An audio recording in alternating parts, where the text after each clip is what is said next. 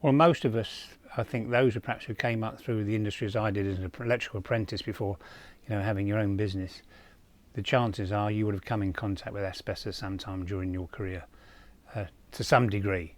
Working career. Well, when I started life as an apprentice electrician, at that moment of time the company were doing a lot of work in schools, and we were working in boiler houses and cable ducts where there were laggers, lagging the pipes and the boilers with asbestos. And I used to be quite fascinated standing there watching them, not realising at the time, of course, floating around in the air were all these asbestos fibres, having no awareness at all that later on in life they would catch me up and could give you a disease. Okay. I mean, the first time it really came home to me was when I was away on holiday in Cyprus, and I was finding that just to climb the stairs to go to the restaurant or to walk more than 100 yards, 150 yards, I was gasping for air. And whereas normally I'm quite active on holiday, walking the promenade and the like, there was an awful lot of sitting around and lying on the bed because I couldn't manage it. So as soon as we got back from holiday, I went straight to my GP on a Monday. He arranged for me to have an x-ray, which luckily at our local hospital they did that day. And then I heard on the Wednesday a call back from my GP to say that I was ticking lots of boxes that I should be seen as a matter of urgency within 10 days. But being a member of the ECA and the JIB, I've got Bupa cover. I said leave it to me and I'll arrange to see if I can get anything quicker. And I arranged to get in to see a consultant on Friday evening. And having seen him and him giving me an x-ray, he wanted me in straight away, and he made special arrangements for me to be admitted to the hospital on Sunday. So from seeing my GP on the Monday, on the Sunday I was in hospital and they were beginning to take samples of the fluid that was around my lung. And then we found 2 weeks later I was called up to see my thoracic surgeon, who very gently informed me that she thought I had years to live rather than decades because I got Mesothelioma, Asbestosis, which was our worst. It was always there in the background, but like everything, you never think it's never going to be you, and it was the worst news one could have heard.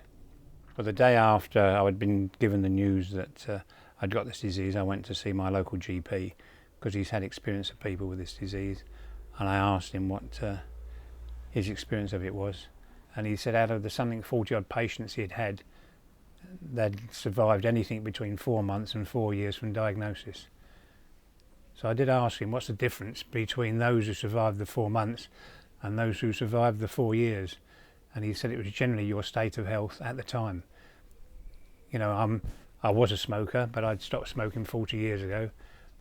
I do drink, but I think in moderation, and have quite a healthy lifestyle. And he looked at me and he said, well, you look like a butcher's dog. He said, I think you'll do better than most. But a big part of it was to have a healthy, going into the treatment with a healthy lifestyle gave you more chance of a longer survival. The first thing you've got to get used to is that it isn't curable. They do tell you enough times, I'm sorry, but we can't cure this. I'm receiving treatment.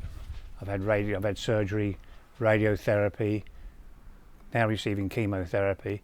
Everything they're doing, in a sense, is palliative. So my surgeon did turn around to me and say, you've got to do some forward planning. You've got to plan for the end of your life, and I'm not sure whether that's a good thing or not. But it's a whole thing, just making out a will that covers your ordinary house and chattels. I want to make sure my wife is going to be able to remain in the house where we live at present, because we love it, it's our home. And I've got a business which I've got to sort out succession planning for. I was beginning to make plans, but I thought I had years in which to get it all sorted, and suddenly the timescale's been shortened, and even if it's down to things like inheritance tax, all things like that suddenly become more important to you as you get closer to this point. Well, I've been very fortunate that my daughter came to work for me 7 or 8 years ago. So the expectation is that she will come in and take the business over. I have another son who works in the business, and I think he will play a part in it, and we hope the business will and the name will carry on for another generation. The industry does an awful lot to train its apprentices and bring them the awareness of asbestosis and the dangers. And I think as soon as you get signs of coughing or breathlessness, you should go to your GP and tell him that you've had contact with asbestos in the past, in the hope that they may be able to diagnose it earlier rather than later.